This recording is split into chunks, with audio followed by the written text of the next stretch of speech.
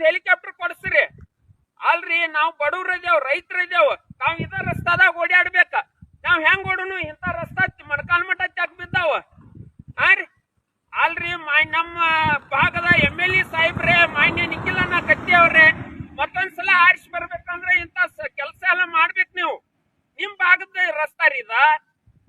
ಅಲ್ರಿ ಮಾನ್ಯ ಲಕ್ಷ್ಮಿ ಹೆಬ್ಬಾಳ್ಕರ್ ಅವ್ರೆ, ಒಂದ್ಸಲ ನೀವು ಗೃಹಲಕ್ಷ್ಮಿ ಹಾಕೋದ್ ಲೇಟ್ ಮಾಡ್ರಿ. ಖರೆ ಕರ್ನಾಟಕದಾಗ ಏನೇನ್ ರಸ್ತಾ ಕೆಟ್ಟಿದಾವಲ್ರಿ ಅದನ್ನೆಲ್ಲ ಸುಧಾರಣೆ ಮಾಡ್ರಿ.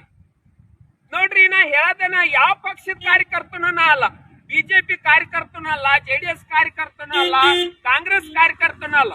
ನಾ ಸಾರ್ವಜನಿಕರ ಕಾರ್ಯಕರ್ತ, ನಾ ಈ ಕನ್ನಡ ತಾಯಿಯ ಕಾರ್ಯಕರ್ತ, ಈ ಸಮಾಜದ ಕಾರ್ಯಕರ್ತನ. ಯಾರು ತಪ್ಪು ಮಾಡ್ತಾರ ಅವ್ರು ಹೇಳವನ ಈ ಸಂಬಂಧಪಟ್ಟ ರಸ್ತಾ ಸುಧಾರಣೆ ಆಗಾಕಬೇಕು. ಯಾಕಂದ್ರೆ ಬಹಳ ಜನ ಇಲ್ಲಿ ಸಾಯದಾರ ಬಿದ್ದು.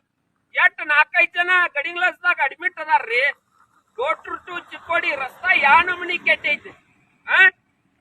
ಮಾಡ್ರಿ, ಮೊದಲು ಮೂಲಭೂತ ಸೌಕರ್ಯಗಳನ್ನ ಮಾಡ್ರಿ. ಸರ್ಕಾರ ವೈದ್ಯಕೀಯ, ಶಿಕ್ಷಣ, ಮತ್ತ ಇದು ಏನೇನು ಮೂಲಭೂತ ನೀರ, ವಿದ್ಯುತ್ ಮೂಲಭೂತ ಸೌಕರ್ಯ ಮಾಡ್ರಿಲ್ರಿ. ನೀವು ಮುಂದಿನ ಸಲ 240 ಸೀಟ್ ನಿಮ್ಮನ ನೋಡ್ರಿ. ಇವ್ ರಸ್ತಾ ಹೆಂಗ್ ಬಿದ್ದಾವ್. ಈ ವಿಡಿಯೋ ಎಲ್ಲಾ ಕಡೆ ಶೇರ್ ಮಾಡ್ರಿ. ಧನ್ಯವಾದ.